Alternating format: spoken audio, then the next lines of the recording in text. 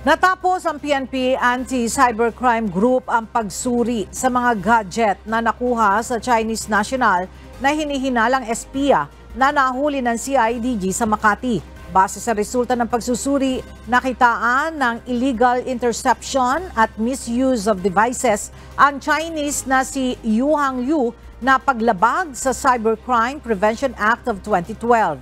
Nakitaan din sa nakuhang mga gadget na mga kahina-hinalang larawan, video, audio at mga application. Subalit tumanggi ang ACG na idetalye kung ano-ano ang mga laman ng mga larawan at video. Itinuturing naman ng PNP na security concern ang nadiskubreng files sa hinihinalang Chinese spy.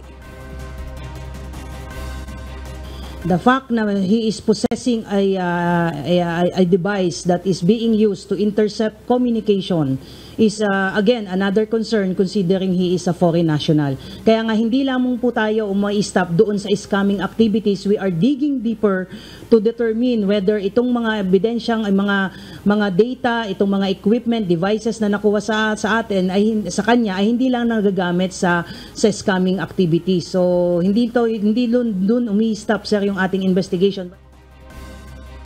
Nakatakda namang sampahan ng panibagong reklamo ng CIDG sa korte ang Chinese suspect dahil sa mga natuklasan sa sinuring gadgets.